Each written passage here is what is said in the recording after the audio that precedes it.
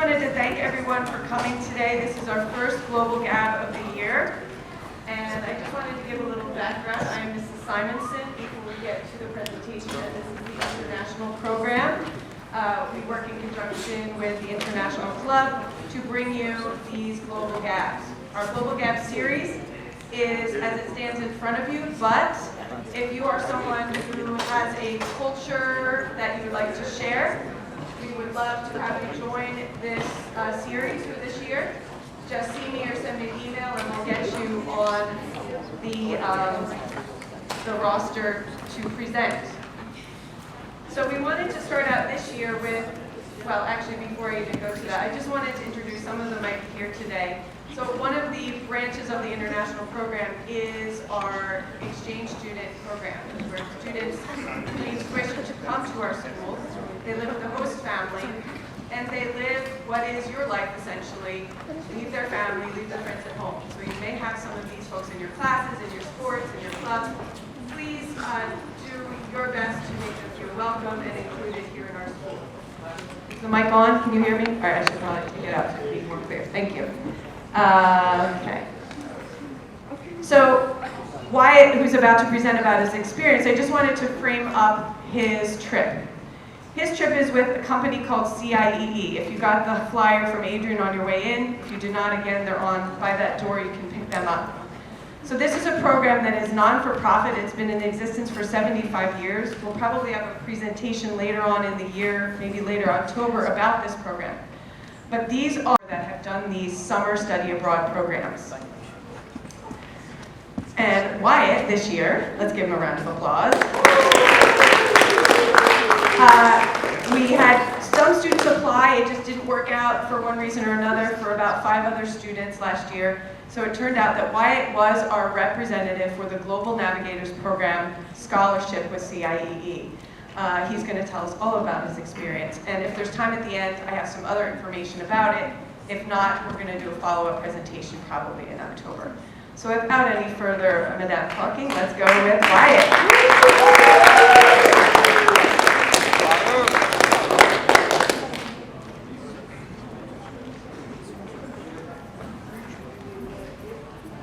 I went to Sydney for 3 weeks from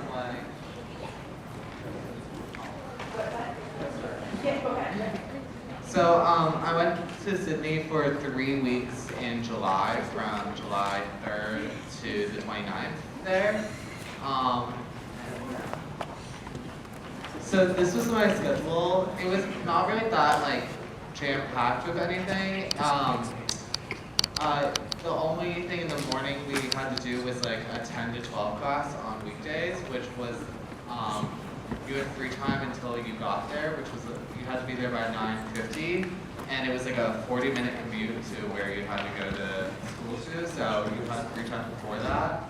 And then you had an hour lunch, and then you would have a activity in the afternoon, which would be we did a hike one day. And then some days we did snorkeling, we went to zoos, it was excursions for them. And then the rest of the day after that we got free time, so you could just go around the city and shop, go get food and stuff.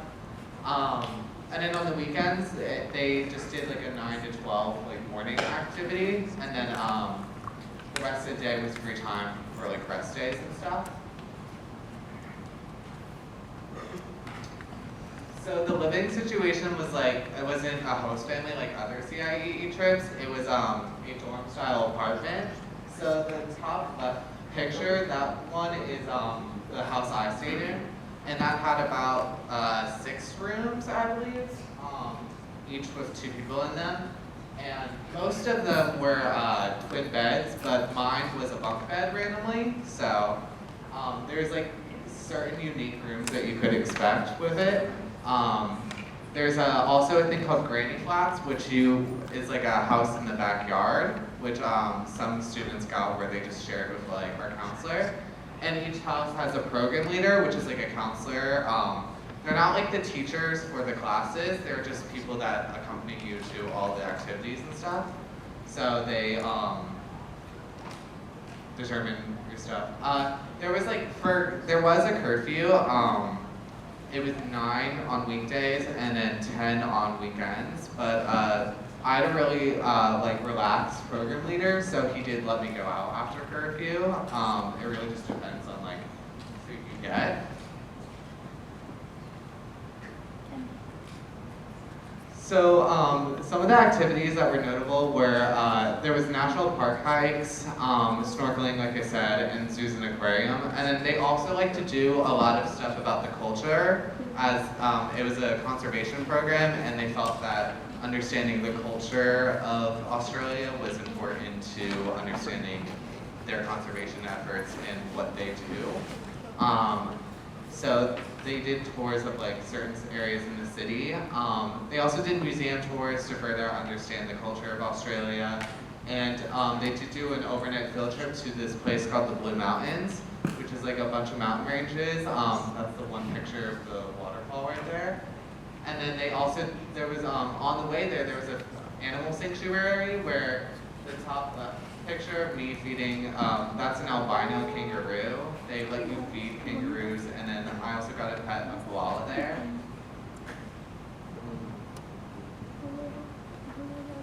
One of the aspects of this program that many people like to advertise is the ability to make friends really easily. And I did a really big program. There was 30 people, which is bigger than most. And so it was easier to have certain friend groups in there. So you probably see that all of those pictures are the same 5 to 10 people. And I still talk with most of them. And the first few days you really do bond because it's it feels like an eternity there. We landed at 9 in the morning when we got there after 20 hours of flying, and then we had a whole day planned ahead of us. So that first day felt like a month. So a lot of us bonded really quickly.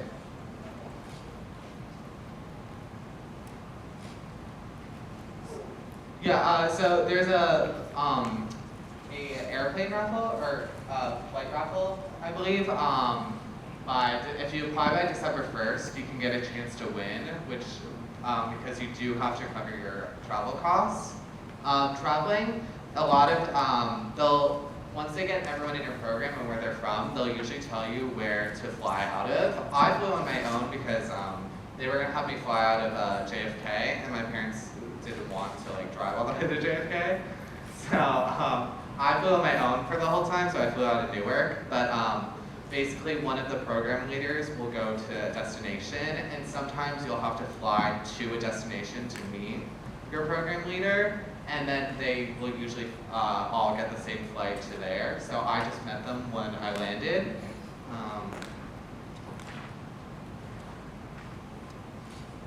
And these are some other programs that CIEE offers.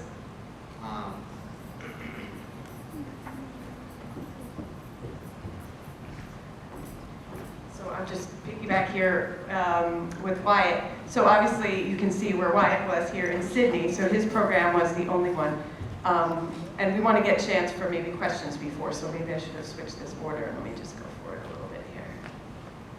So let's just go to where. So maybe you want to talk about that and your questions. So this is a QR code. If you do want to do a program, you can get $200 off, and it's also great because I would also get $200, so I'd appreciate that. If you don't want to apply now, you can always come reach out to me, and I can give you a link that's the QR code. But it's a great chance to save some money if you do use it. So, yeah. Is there any questions? Mr. Brucaleri has a mic. If you have a question, you can put your hand up. And I do have a question. You had the albino kangaroo. Yeah. So your program was wildlife conservation. So other than kangaroo, you might have mentioned another animal. What were some of the other wildlife, whether it be flora or fauna, that you discovered while you were there? So there's a lot of interesting animals there because they are very isolated, so they have a really high amount of biodiversity there.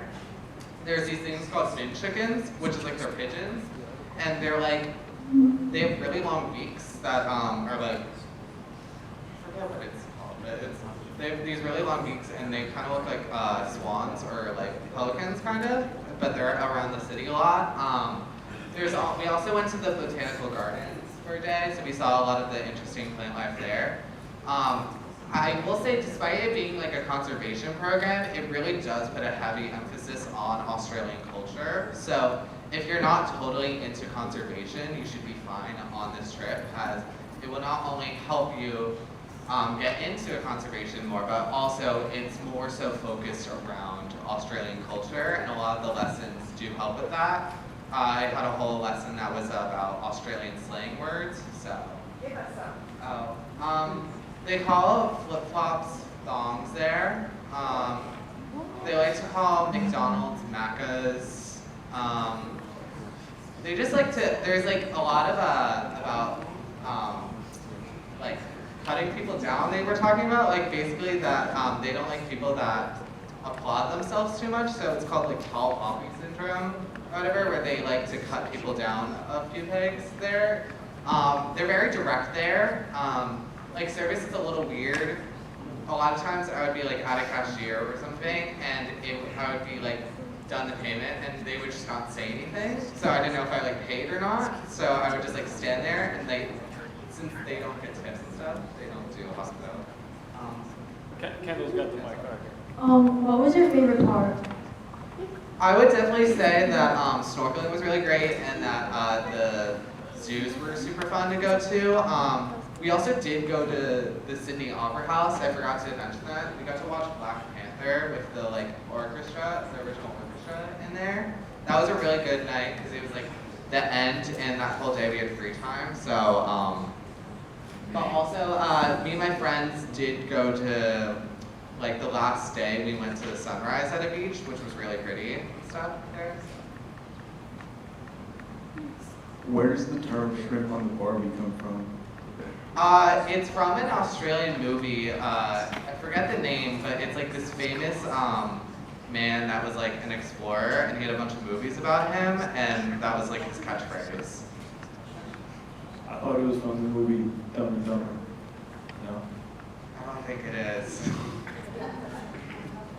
Kendall's got it. Were there any other like exotic animals that were only in Australia that aren't in America? I'm not sure if any I encountered. I know they have a lot of unique bug species, which everyone was like warning me about when they got there, but also that could have been affected because it's winter there in our summer, so a lot of those animals might have gone away.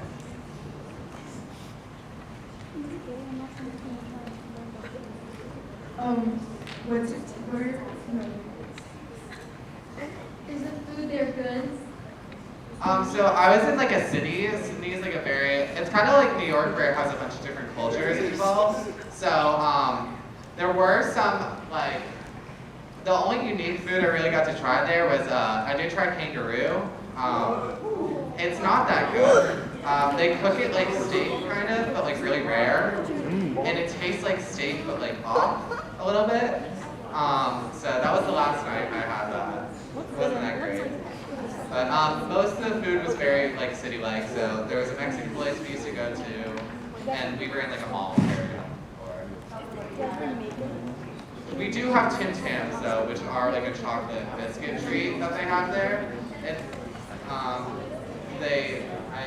very crunchy, I believe. What type of animals you just saw? So I saw a giraffe. I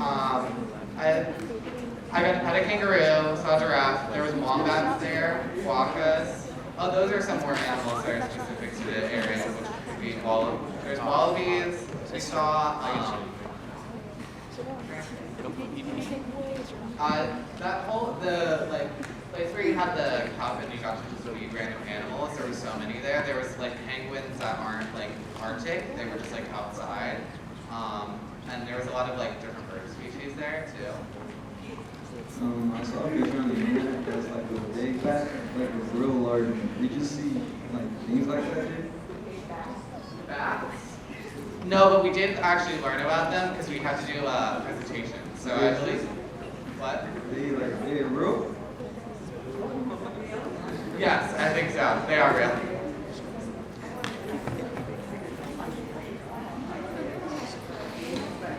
Wyatt, why did you choose this program over like the other 30 programs that were available? So I had like the fortunate luck of being able to travel to a lot of places before. So out of the programs, this was like the one country I hadn't gone to and really wanted to. And I also do like learning about conservation, like trying to help our planet and stuff more. So. Is that something you want to go into for college or beyond? Not totally, really. I was more so interested in just going to Australia, to be honest. A lot of people on my program also said the same thing. Like, a lot of us just wanted to go to a fun country. But also, my mom had been wanting me to do a program for a while, so I was like, maybe we'll see if she's really serious about this, and I'll pick her farthest young lad. Do you plan on using anything from this for your individual college applications and such? Will any of this play into your college application process? Yeah, so I'm going to include it it's on my resume, and I'm going to put it into Common App, and it's also on, it's like a topic I'm going to weave into a lot of my supplementals that I'm doing, so. Did you ever see any spiders or snakes like around your house? So I got lucky because my house didn't have a lot, but my one friend, there was like 3 different houses in our program because our program was so big. But she had a lot of, like, she would do like bug tours every day of like the different types of bugs that she would get in her house. I think it got lessened by it being winter, and usually they die off in winter, but if it was hotter, I imagine that they get a lot more. Talk about that. Yeah, so it's in December. They said it's really hot, like their hottest point. So the weather, when I say winter, it wasn't like anything bad. It would rain occasionally, but it was mainly 60s to 40s. So it was like a nice summer breeze, I guess. When we talked to some people from Australia, they said that the best point to be here or to be there is like April to May, so like our spring, because I guess it's also somehow their spring as well. So they said that that's like the nicest part of time. Wyatt, we got about 2 minutes. I know you went there for conservation. Did you learn anything about like the Aboriginal culture at all? So the Aboriginal culture was a big part of the program actually, because a lot of the tours, I don't think they knew that we had like a base level knowledge of the history of Australia. So they would always talk about the land when Australia first originated. It was for British criminals. So they just kind of like dumped them on an island and forced them to work and stuff. And they're like, this is better than being in prison. But there was a whole law called terra nullius, which means that the land was empty. And they talk about how that affects the Aboriginal culture there and stuff, and how it wasn't empty. And also, before every meeting, they have this thing called an acknowledgement of country, which is like they acknowledge the land that they are. So for Sydney, it was that I acknowledge the original custodians of this land, the Eora Nation, or the Gadigal people of the Eora Nation. So it's specific to where you are throughout Australia, but it's like a common practice. Like our Pledge of Allegiance would be their acknowledgement of country.